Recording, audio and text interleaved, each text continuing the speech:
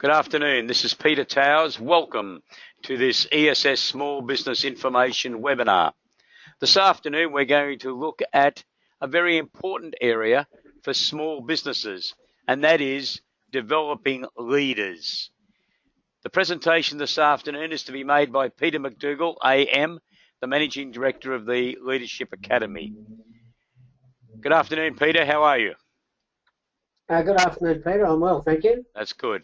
So in the leadership presentation, Peter's going to discuss with you how developing leaders can benefit your business's performance through the better leadership skills that your business may have developed.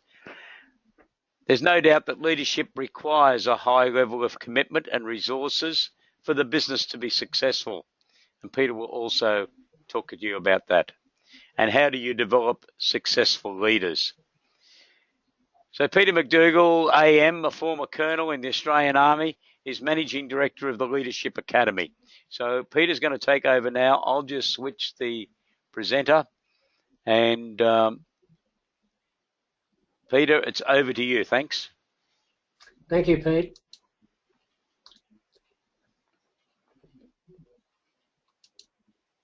Well, good afternoon, and thank you, Peter. And this is our subject today, and I'll be delighted to work with you. Now, a year or two ago now, the Australian School of Business undertook a study similar to the ones that's taking place now, attended by the government, both sides of government, and also the business and sector, and also other community elements as well. One of the chief conclusion the study reached was this: crucial for success. That went on to deal with some of these factors as well. Good leadership certainly results in improved productivity and profitability, and that's exactly what we're discussing, an area of concern now throughout the nation. Certainly been my experience that if you include people in your team, in your teams, in what needs to be done, they will certainly appreciate that and give their best. It will also, they could come up with suggestions for innovation, which will improve productivity and, of course, profitability. And this is pretty obvious. Frontline managers have the greatest effect because they're closest to the workplace in most organisations. That's why we call them frontline managers. I'd like to see the term frontline leaders used as well. A key leadership skill and approach is participation by people, your employees, and their involvement in decision making because they feel valued. And good leaders certainly do that. We think developing leaders is an investment. Sure, there's some time and money cost involved, but basically it's an investment for the future. And we believe it's particularly relevant in succession planning. Now, we've designed the modules for SMEs because we normally conduct 2, 3, even 4-day leadership development programs where we have people from various organisations come together, we pull them into teams, and then we put them through a series of fairly involved and certainly demanding experiential activities, both indoor and outdoors. And from that, we then refer back to the theory we've been talking about and discussing, and so we get good results that way. One of the issues we found was with SMEs, because they haven't got a large staff, and they find it very difficult to release people for that period, those periods of time, to attend these experiential leadership learning programs. But if in small SMEs they can conduct their own learning within their own workplace, well then that would obviate the needs to attend them, release them for attending other courses. And there's benefits involved as well, because you grow, develop your own people in your own time frame and environment. And because we're in your own environment, you're discussing issues of immediate concern or long-term concern to the business, and you don't need to have experiential activities. You've got your own real activities to deal with. So the modules we've prepared are these. Teams and teamwork. We suggest that you deal with that one first. They're basically because the dynamics of teams and relationship with people in teams is very important. And of course, the reason leaders exist is because of teams.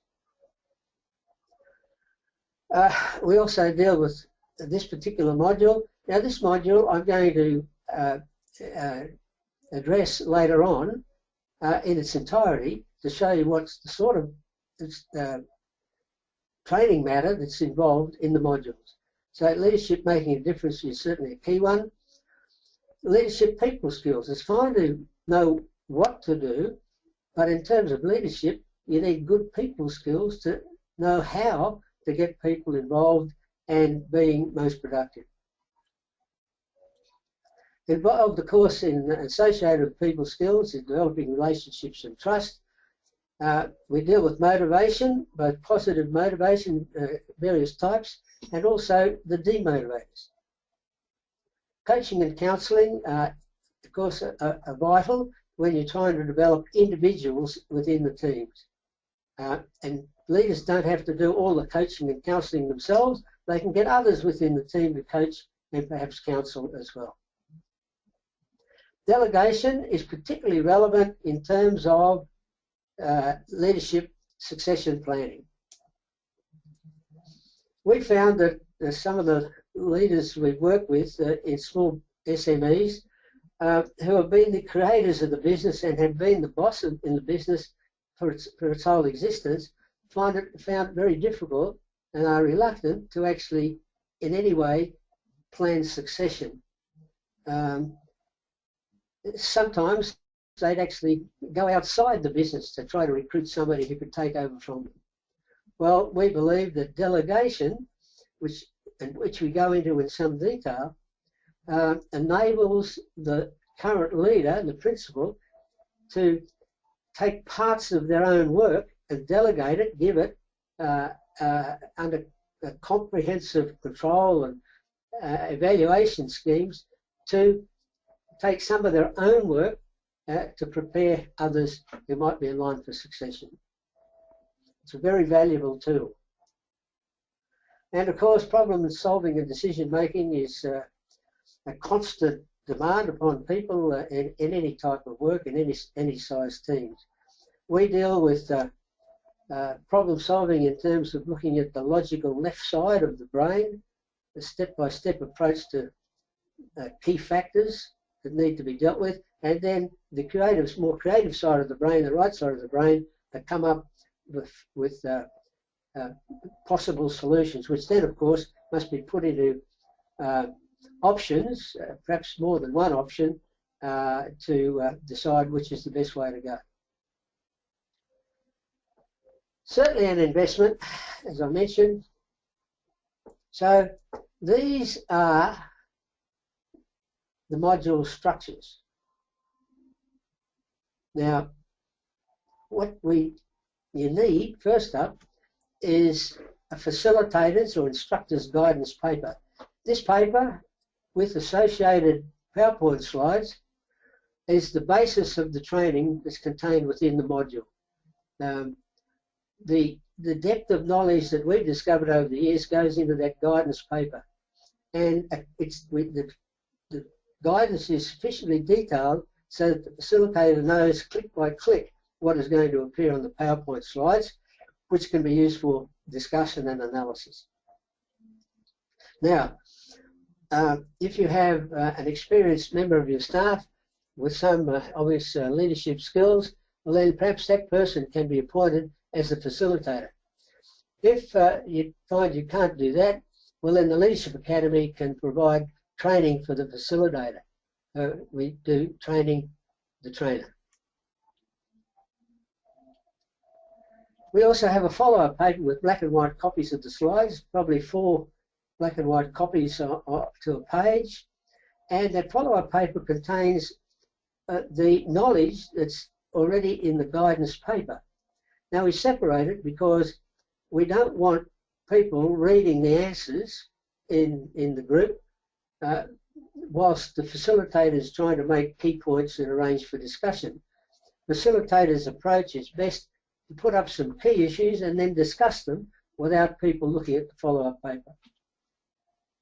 But follow-up paper with the copies of the slides can be put into a folder and used as reference material, as ongoing reference material, not only for the people who've undergone the training, but for perhaps other people as well. So now here's the module, the example that I'm going to deal with. The key one, leadership making a difference, and this is how they would appear. Always have a clear statement of purpose.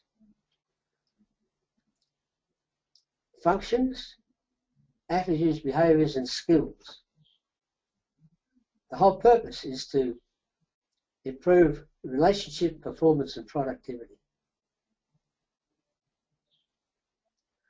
So, the way we start off is a discussion on these particular two aspects of work. Leadership is one of the most used words in the English language, and probably in most other languages as well. But there's often confusion about what it actually means and, of course, how it fits with management. We believe these. We believe they're interrelated but different. Management, or its offshoot supervision, is more about these sorts of things. Absolutely necessary, of course, to make things happen. They're about things.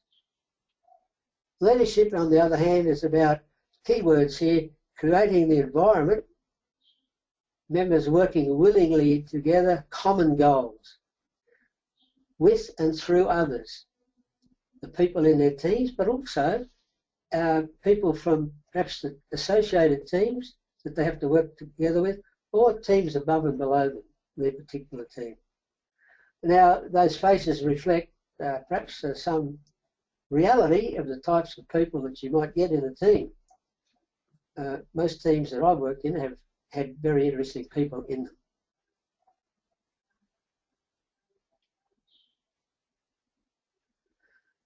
So, a couple of points on that.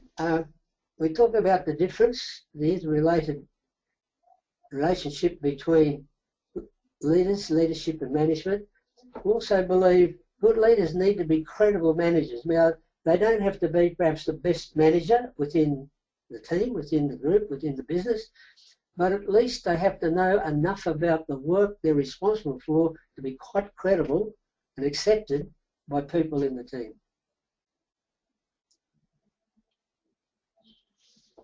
This is an interesting statement by Professor John Adair, who's an Englishman. He's a professor of history and he's written extensively about leadership, not only in the Western world, but the Middle East as well, and also in China. And this statement is quite significant. You're not necessarily a leader when on your appointment. You have to work at it. You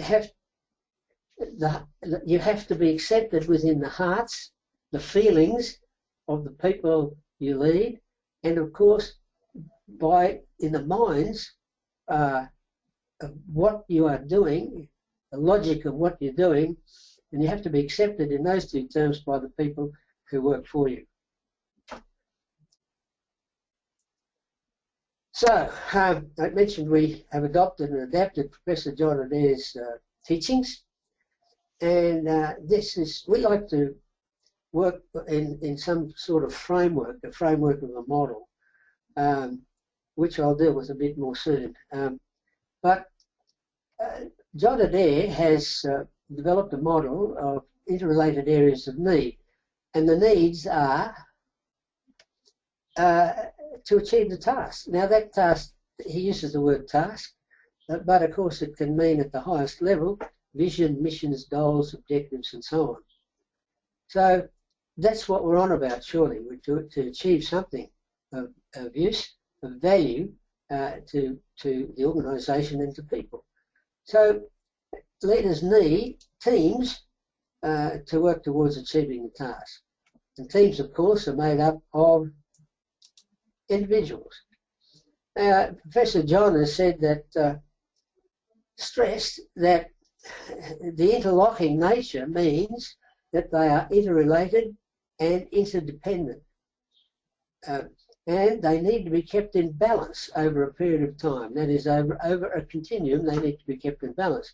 And of course, from time to time, perhaps you need to emphasise the task and see how it affects the others. And also, of course, the individuals. Time to time, you need to particularly care for individuals, at least some individuals. But if you overdo it for too long, you will affect the others. And the team, of course, we all have to work together as a team and be trained as a team.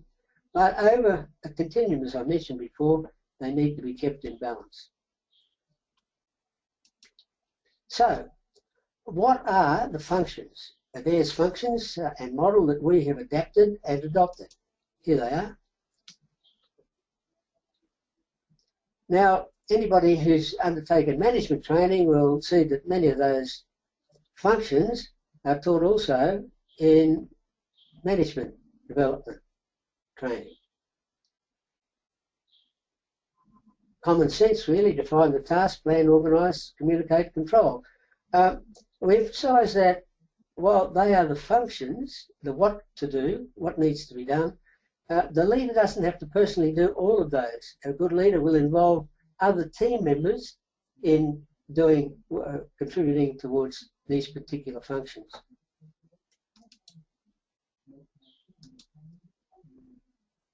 So let's talk about the how-tos. There's many ways of looking at how leaders need to behave, how they need to influence members of the team and so on. The approach we decided to take after taking many different approaches over the years was we thought, why don't we look at what team members look for in and expect of their leaders? Now, we've done that over several years with teams at different levels, not only in Australia, but also in Indonesia, Thailand and Vietnam. And there's a lot of continuity, a lot of common issues that have arisen, despite the difference in cultures. Now, you need to do that, and that's what they expect you to do. Feedback, even documented performance reviews. But of course, a lot of them are not that happy about that. In fact, there's a lot of work going along in the game with academics and people interested in leadership and so on, looking at what maybe we need to look differently at performance reviews, and I'll say something about that in a minute as well. Openly discuss issues of concern. Adequate recognition, work well done, but don't overdo it. Make it meaningful. This is an interesting one, interest in members other than work activities. Now, there's hundreds of ways, different ways of doing this. But for example, if you've got somebody whose wife is sick, or husband is sick, you can say, I understand that your husband has not been well. How's he going? How well is he recovering? We could have somebody who plays sport, interested in rugby league. What I would say, as somebody from Townsville, is, wasn't it great that the Cowboys are now the best rugby league team in Australia? Well, yeah, I could say that, and perhaps I do. But there's many, many ways. Fred likes fishing. Fishing at the weekend, Fred. How did you go? Now, the reason they like that is for this particular reason. It helps ensure relationships in the team are friendly, open and honest. Now, you don't ask people about their other work activities to pry. No, not at all. But it helps ensure good relationships and friendly, open and honest association. Consistent in the way they make decisions and deal with others. Now, people have said to me, you've got to treat everybody the same. Well, we don't agree with that. I'm not sure how many trillions of people have been on the earth ever since we have been human beings, but as far as I know, no two have ever been the same, exactly the same. In fact, even identical twins or triplets are different, develop differently with experience of life. I'm going to deal with this a little bit more extensively, but we believe it is not right to try to treat people the same. Yeah, how can you follow anybody who's not enthusiastic and committed to their work? It's quite obvious when they're not enthusiastic, and non-commitment will certainly result in errors of work. Professionally competent and credible in their leadership role. Yeah, that's what I mentioned before about you need, in management terms, you need to understand that part of the business you're responsible for, the management aspects of it. You probably don't have to be the most outstanding person at it, but your team members have to be satisfied that you are credible in what you do. Set a good example here, say what they will do. That's very important. And what we've been looking at, we're thinking about and suggesting, in fact, have devised a method of doing it, consider obtaining feedback on these expectations. Well, if people have these expectations and are serious about them, and they certainly have been when they presented them to us, why don't we see how leaders actually perform and meet their expectations? And we've done that. We've developed a series of questions which ask, how frequently does your leader do this, that, and so on? And the rating can be 5 to always, down to 1 or 0 for never, or nil, or no. So we can use that. A team leader, a competent team leader might ask them, him or herself, to give that sort of feedback on how their expectations have been met. Alternatively, a more senior leader might ask these questions of the team, of the junior leader, and then use that as feedback to that junior leader. And of course, if the team members think this way of their leaders, perhaps they should think of this way of themselves. Am I consistent in the way I relate with other members? Do I show enthusiasm and commitment to my work, my aspect of my work? Do I set a good example, and do I do what I say I'm going to do? So you could use it in that way as well. Self-examination by team members.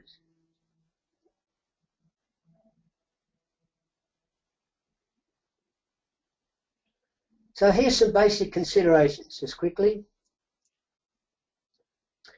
The important word here, of course, is respect of your team members. Fair, firm, friendly, but avoid being familiar.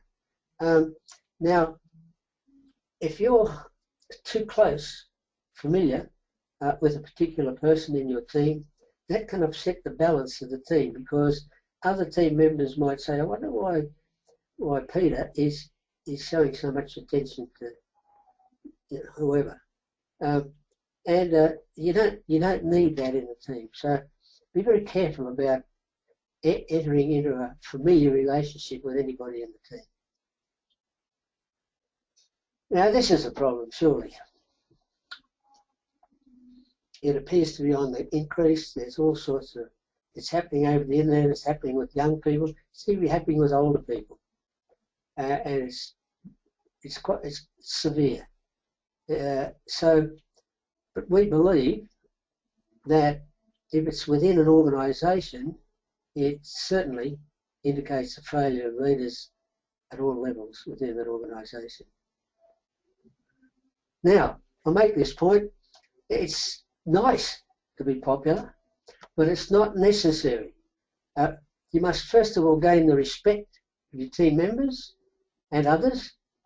And then in my experience, if you have done that and gained respect and people consider you're not a bad sort of a leader, well then you'll probably be reasonably popular as well. But don't first try to be popular. Here's some quotes about setting the example. I saw this at I overheard it at a management seminar. People listen with their eyes. What it simply says is it's people will do what they see you doing, not what you're saying to me, what you're telling me. This is a similar statement. It comes actually from an African proverb.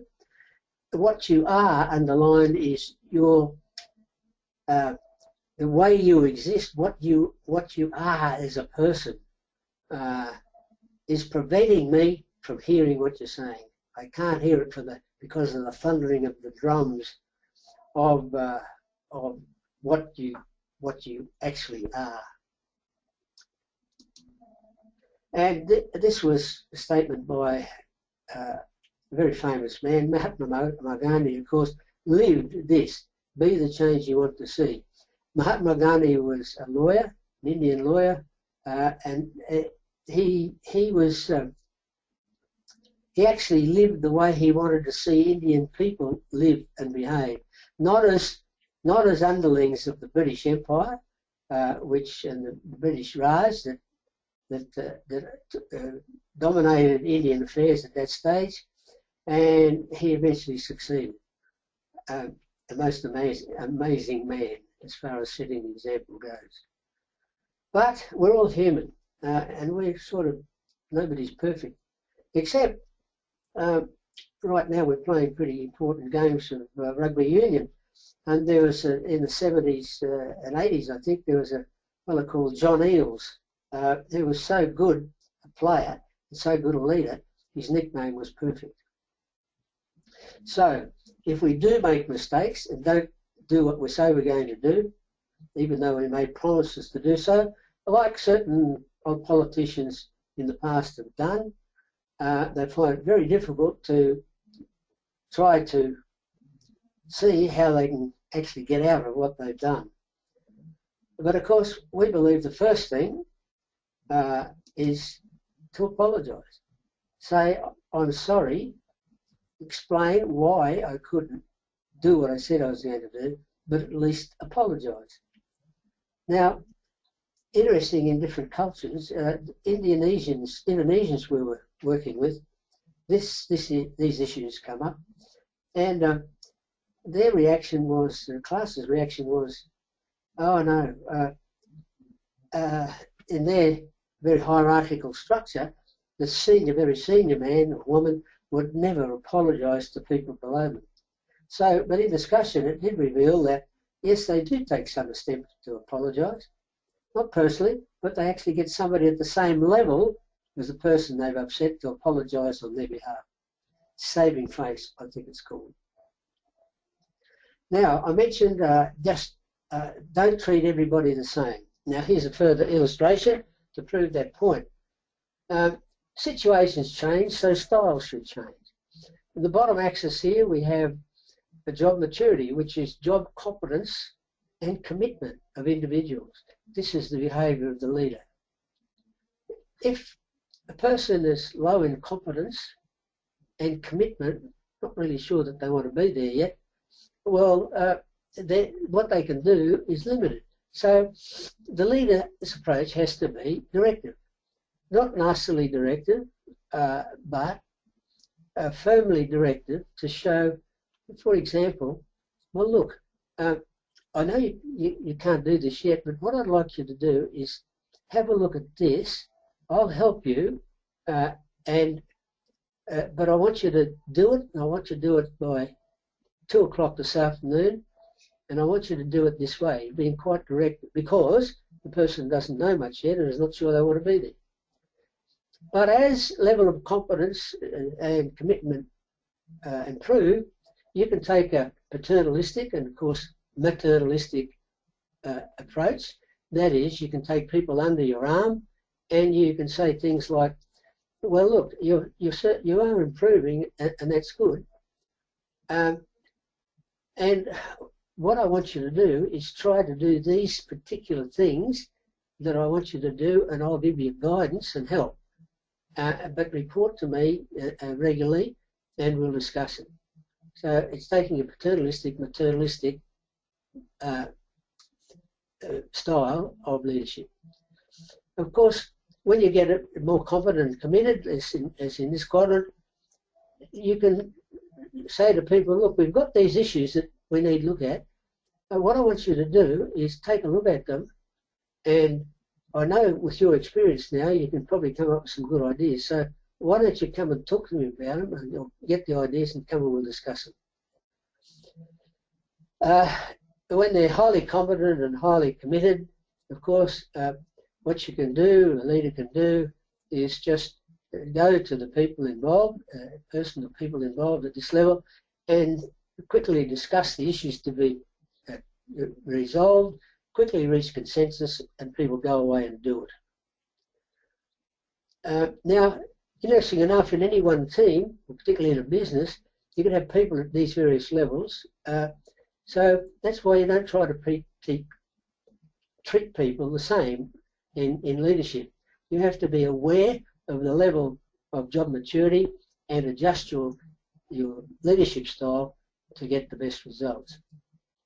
Just a small point, if you have somebody with low confidence and commitment, they're not sure they want to be there yet, would you include them in discussions at this level where everybody's highly qualified and committed?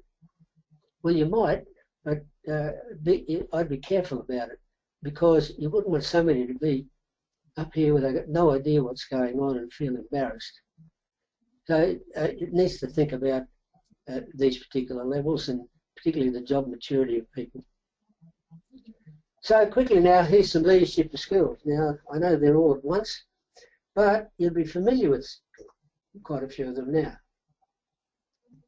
Communicating, problem solving, delegation, coaching and counselling, giving and getting feedback, motivating. Yeah, dealing with conflict, and that includes problem solving, of course. Now, these have been identified as skills needed by us and also by team members. Feedback from team members.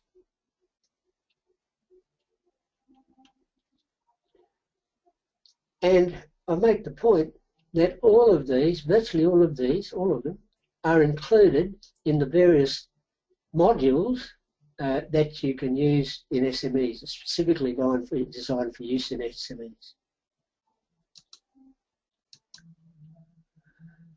Just finally, key points.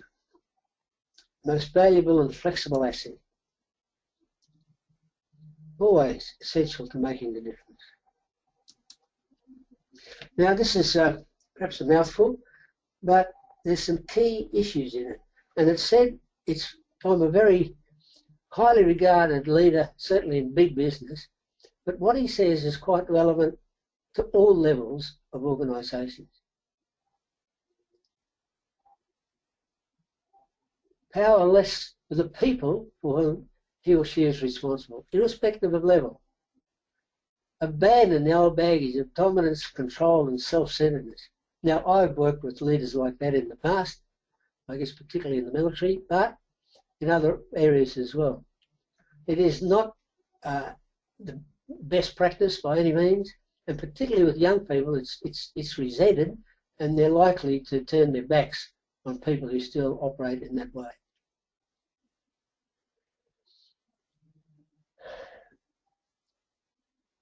So there we go.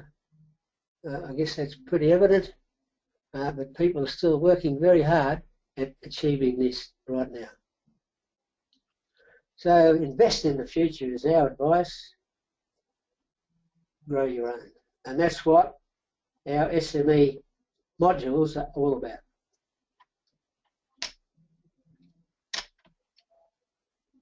Hello, Peter. That's all. Okay, I'll just take the presentation back. Thanks very much for that, Peter. Yep. So we're just taking it back here. Show my screen. Yep. So just bear with me a moment, please. Okay. Okay, so we've got some upcoming webinars over the next few couple of weeks. Loans for SMEs, Robert Foster.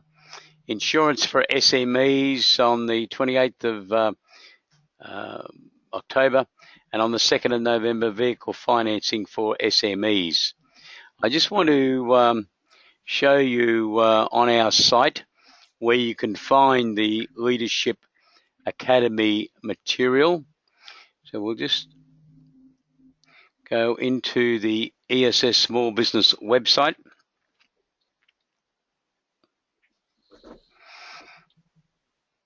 So if you want to find the ESS Small Business website, just go onto ESS Small Business, and we'll go through here. On the left-hand side, we'll find leadership.